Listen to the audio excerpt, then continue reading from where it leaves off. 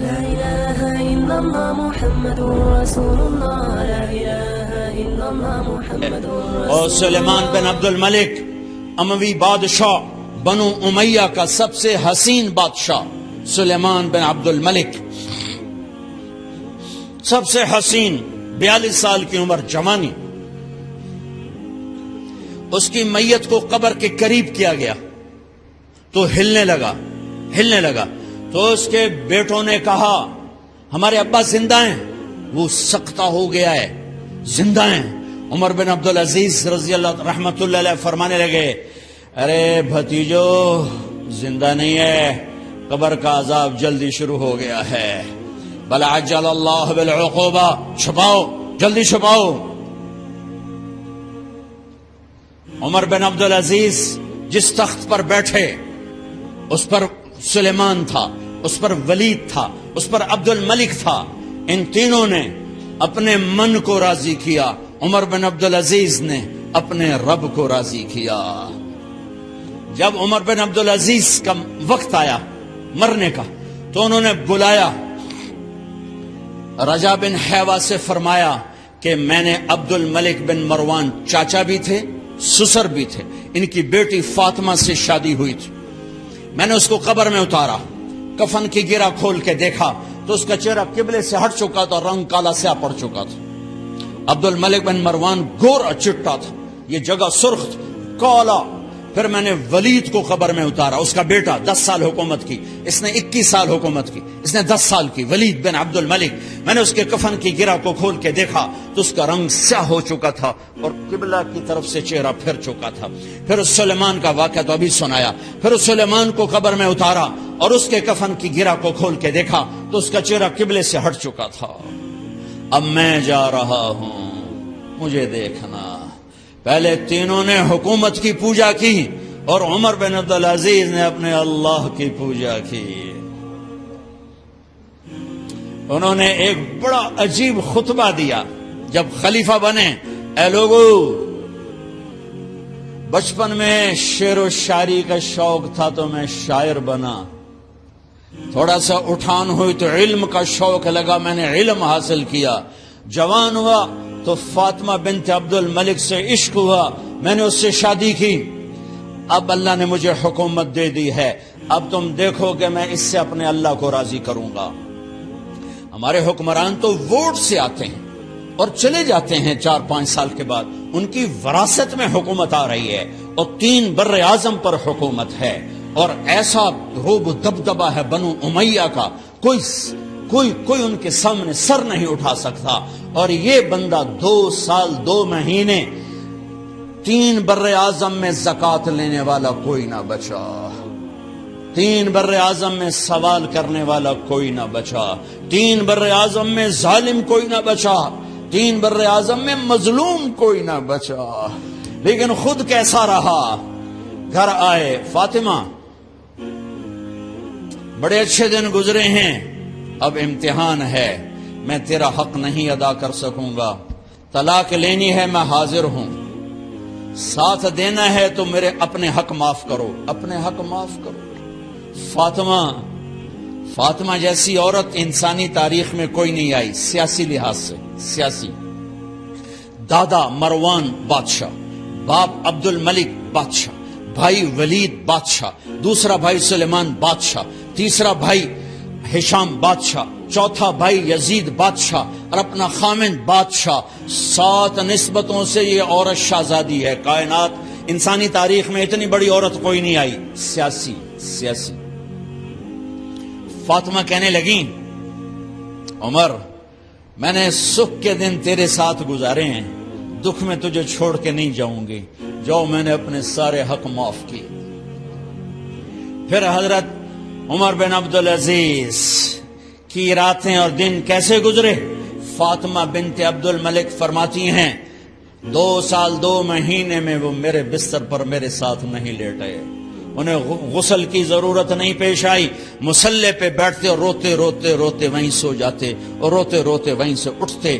پر 3 بر اعظم میں ظالم کوئی نہ بچا، مظلوم کوئی نہ بچا، زکوٰۃ لینے والا کوئی نہ بچا، بھکاری بھیک مانگنے والا کوئی نہ بچا۔ 3 بر اعظم کو ایسے صاف کر دیا۔ یہ فیصلہ آباد بھی ان کی حکومت میں شامل تھا، چونکہ ملتان وہ بمبئی تک اور ملتان دیپال پور تک یہ سارا علاقہ ملتان میں آتا ہے، اور محمد بن قاسم نے ملتان فتح کیا ولید کے زمانے میں۔ اپنی حکومت کو اللہ کی رضا کے لیے استعمال کیا۔ کیسے استعمال کیا؟ سارے مال فاطمہ کا سارا زیور بیت المال میں ڈال دیا، تنخواہ پہ آ گئے۔ عید کا موقع آیا، بچوں نے ماں سے کہا، 12 بچے تھے، بچیاں 12 بچے بچیاں، ہمیں کپڑے لے کر دو، عید آ رہی ہے، ہر آدمی اپنے بچوں کے لیے کپڑے لے رہا ہے، ہمارے بچے بھی کہہ رہے ہیں کپڑے لیں، جاؤ بھائی لو۔ فاطمہ کے پاس عمر 3 بر اعظم کے بادشاہ کے بچے آ رہے ہیں، ماں جی عید آ رہی، کپڑے تو لے دیں، ابا سے کہیں کہ ابا سے بات کرتی ہوں۔ ابا تشریف لائے، خزانے لبالب بھرے ہوئے ہیں گندم کے ڈھیر کی طرح، کہ امیر المومنین بچے کپڑے مانگ رہے ہیں۔ فاطمہ میرے پاس تو پیسے نہیں، میں کہاں سے کپڑے لے کر دوں، کروں کپڑے، مجھے بھی نہیں پتا کیا کروں۔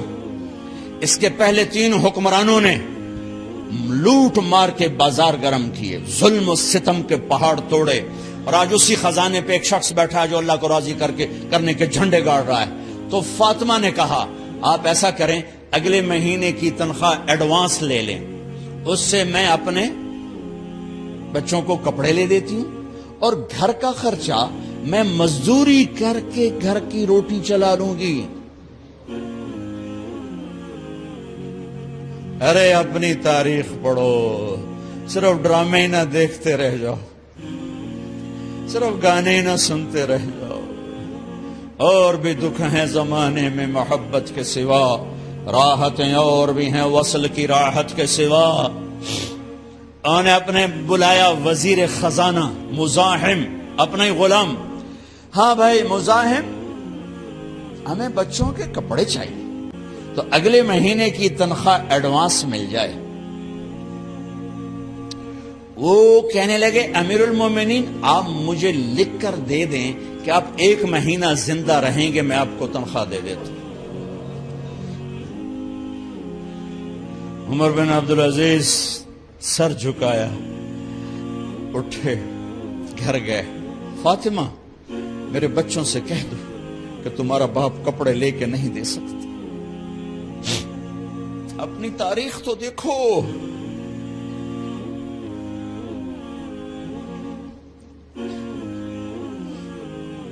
عید کا دن آ گیا، خلیفہ وقت عید کی نماز پڑھاتے تھے، نمازیں بھی خلیفہ وقت پڑھاتے تھے۔ بنو امیہ کا خاندان ملنے کے لیے آ رہا ہے، سارے سرداروں کے بیٹے اعلی پوشاک، اعلی لباس،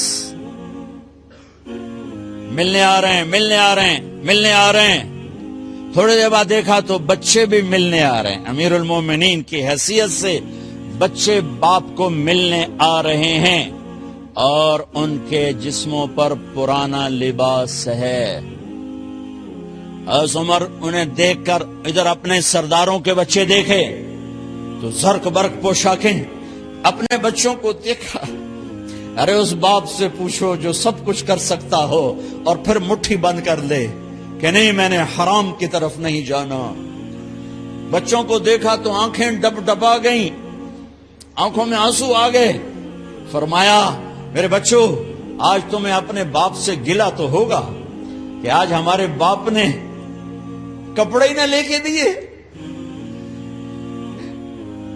ان کے ایک بیٹے ہیں عبد الملک، ان سے بھی 4 رات آگے تھے، ان سے پہلے ہی فوت ہو گئے تھے۔ کہنے لگے ابا جان آپ کو مبارک ہو، آپ نے قومی خزانے میں بددیانتی نہیں کی ہے، آپ کو مبارک ہو۔ آج ہمارا سر بلند ہے، ہم شرمندہ نہیں ہیں، ہم شرمندہ نہیں ہیں۔ انسانوں کو کپڑوں پہ نہیں تولا جاتا۔ آج کا میرا دیس کا مالدار اتنا فقیر ہو گیا ہے اتنا چھوٹا ہو گیا ہے کہ وہ اپنا تعارف کروانے کے لیے 50 لاکھ کی گھڑی لیتا ہے، 6 لاکھ کا جوتا لیتا ہے۔ آج کی بیگم اتنی چھوٹی ہو گئی ہے کہ اپنے قد کو بڑا کرنے کے لیے وہ 10 لاکھ کا ہینڈ بیگ لیتی ہے کہ دیکھو میرا بیگ 10 لاکھ کا ہے۔ ارے میری بہن، تو 10 ٹکے کی بھی نہیں رہی اگر تو نے بیگ سے اپنے آپ کو بڑا بنایا۔ او میرے دوست، تو 2 ٹکے کا نہیں ہے اگر تو 10 لاکھ کے جوتے اور 50 لاکھ کی گاڑی سے اور 50 لاکھ کی گھڑی سے اگر تو بڑا بننا چاہتا ہے۔ ارے اس دھوکے سے نکلو۔ برینڈڈ کہاں جا رہے ہو؟ جب تم اپنی ذات میں بے قیمت ہو تو رب ذوالجلال کی قسم، تمہاری گھڑیاں، تمہارے بیگ، تمہاری گاڑیاں، تمہارے بنگلے تمہاری عزت کو بڑھا نہیں سکتے۔ ابا جان، آج ہمارا ساڈا ایتھے سر آ گیا، سانو آج ساڈی عید ہو گئی کہ ساڈے ابے آج خیانت نہیں کی تھی۔ آج ہم خوشی سے بلند ہیں کہ ہمارے باپ نے بددیانتی نہیں کی۔ گھر میں تشریف لائے، کہنے کہ فاطمہ کچھ پیسے ہیں، میرا انگور کھانے کو جی چاہ۔ بس فاطمہ رونے لگی۔ فرمایا امیر المومنین، خزانہ تو بھرا پڑا ہے، 1 درم کا بھی تیرا حق نہیں ہے کہ تو 1 درم لے کے انگور خرید لے۔ تو تھوڑا پٹھے، فاطمہ میں جہنم نہیں برداشت کر سکتا۔ او میرے بھائیو، جو دن رات سود میں پھنس چکے ہو، جو دن رات جوے شراب میں پھنس چکے ہو، کیسے اللہ کے سامنے سرخرو ہو کر کھڑے ہوگے؟ فاطمہ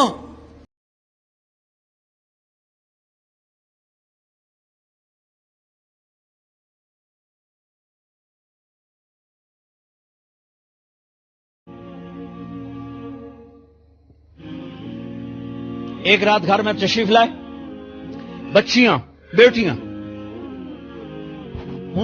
منہ پہ ہاتھ، کپڑا رکھا، دوپٹہ رکھا منہ پہ، اور بات کریں۔ آپ نے پوچھا ارے کیا ہوا تمہیں، یہ منہ پہ کپڑا کیوں رکھتی ہو؟ تو خاموش ہو گئی، لیکن گھر کی خادمہ رو پڑی۔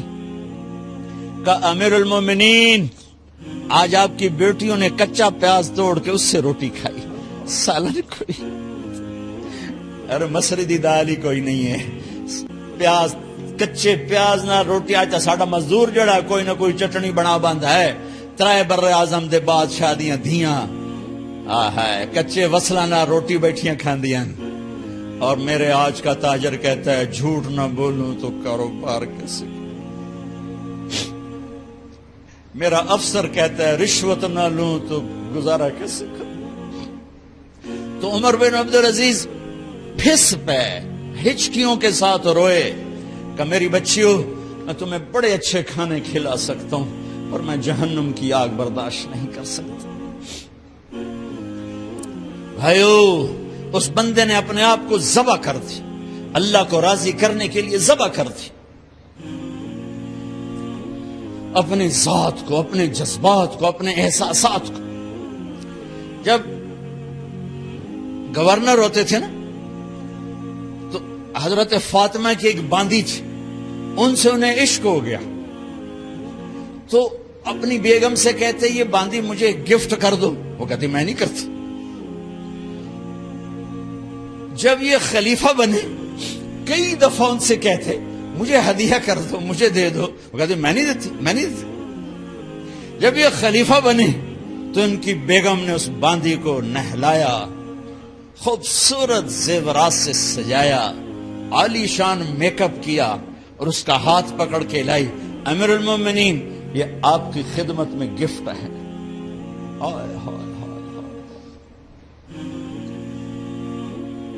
اس کو یوں دیکھا، فرمایا کہاں سے آئی تھی؟ کہا جی عبد الملک نے کوفے سے مجھے زبردستی اٹھوایا تھا، تو 2 آدمی بلائے کہ جاؤ اسے اس کے مالک کے پاس واپس بھیج دو۔